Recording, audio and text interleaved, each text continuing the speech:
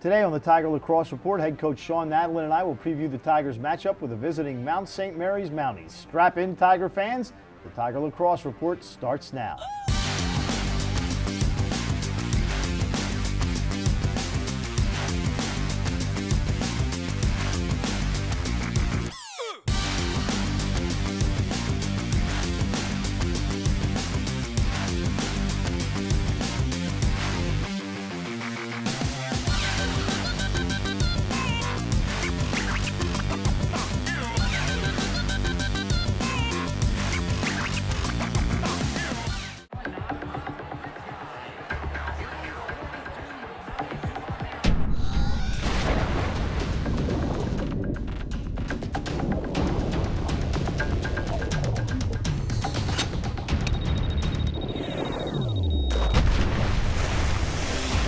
When cold refreshment calls, Coors Light answers.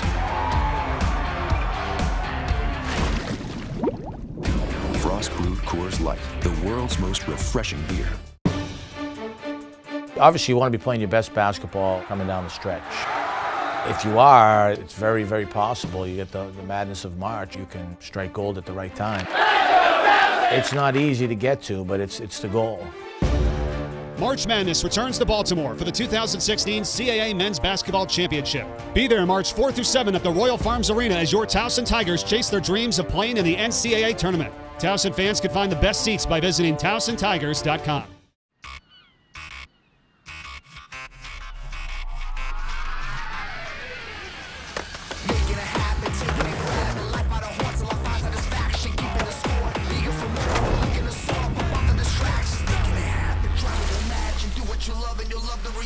Give it your all for a piece of the action. Getting involved in the moment is magic.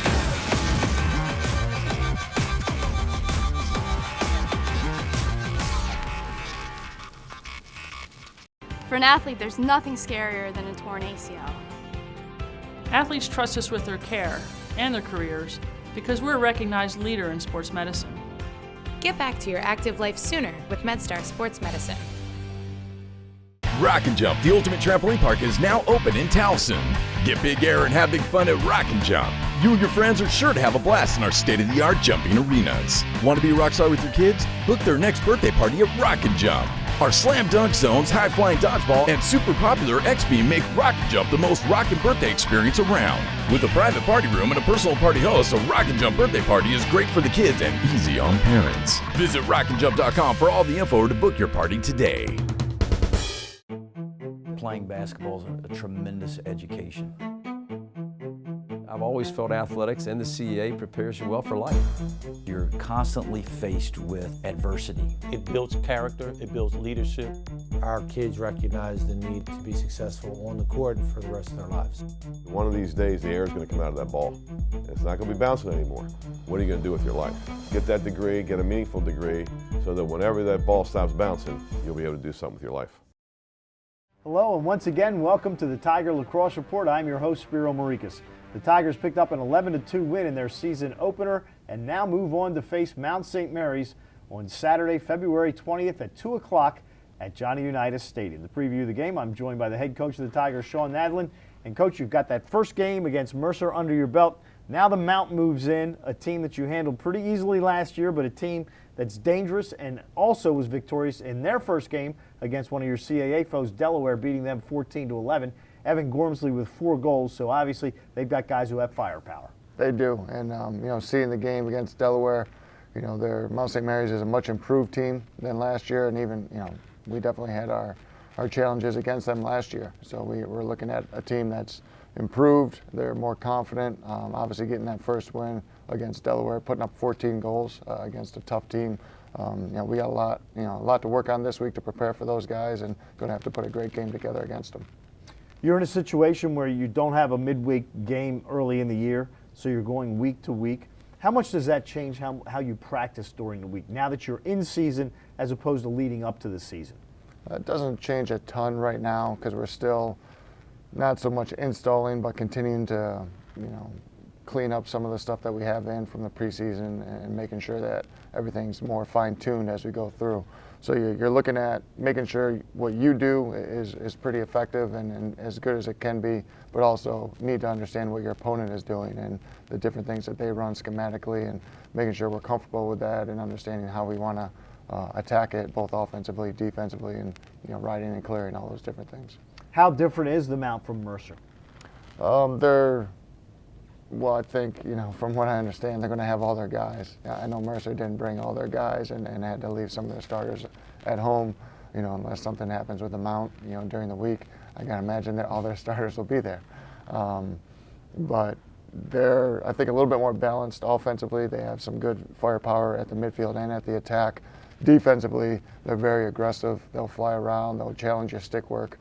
Their goalie is very strong.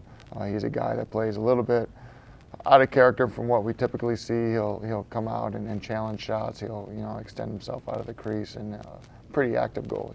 Yeah, Mike Vierheller, he had great numbers last year. Mm-hmm. Gave up 11 against Delaware, and always that's not just the goalie's fault, as you would know as a defenseman. When you say he comes out and challenges, how do you offset that? You just got to be aware of that, obviously through film and watching his the way he moves when the ball shifts from one side to the other, or, when it gets dumped to the crease, how he approaches crease shots. And what we have to do as shooters is just maybe play with a little bit more poise, knowing that he's going to be a little bit uncharacteristic. We see every day in practice, very sound goalies.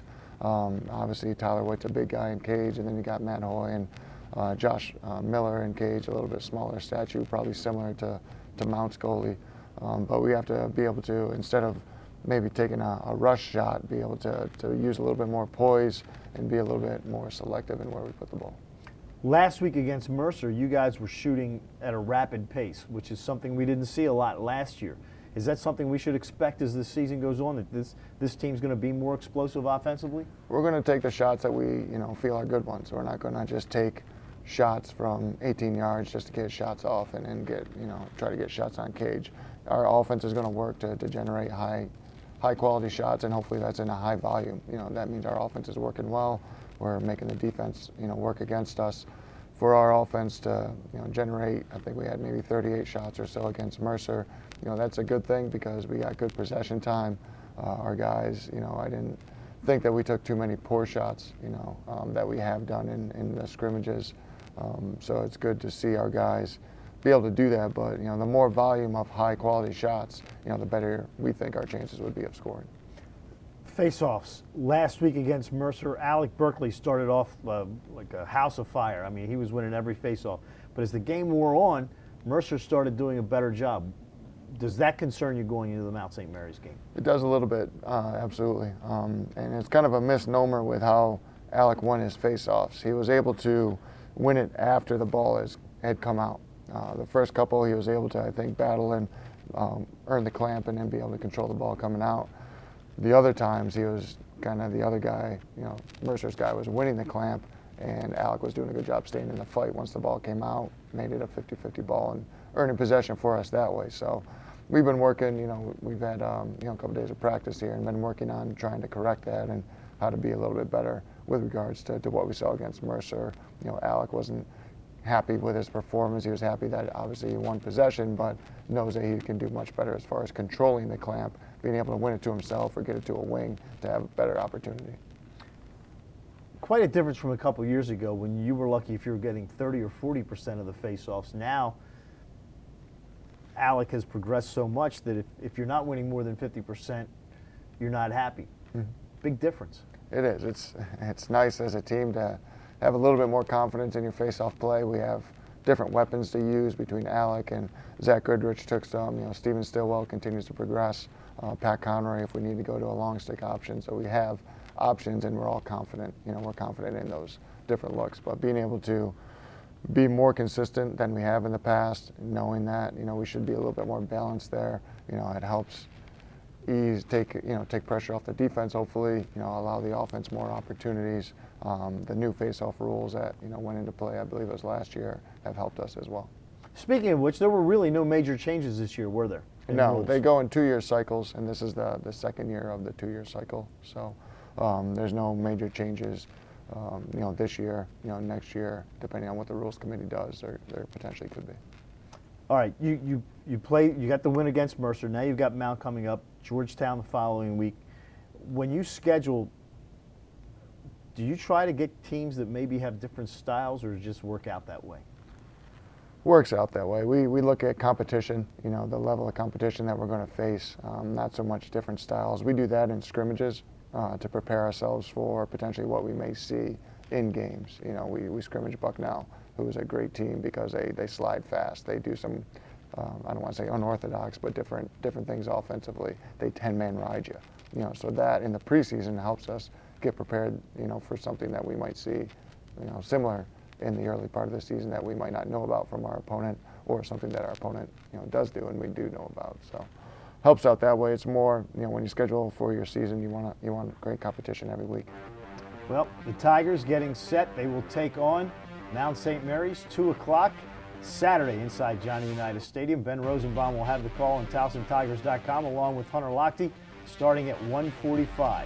To stay up to date on all your Towson Tigers news, be sure to check out TowsonTigers.com or the Towson Tigers on YouTube. Thanks for joining us today on the Tiger Lacrosse Report. For head coach Shawn Nadelen, I'm Spiro Morekas, wishing you a great weekend as always. Go Tigers.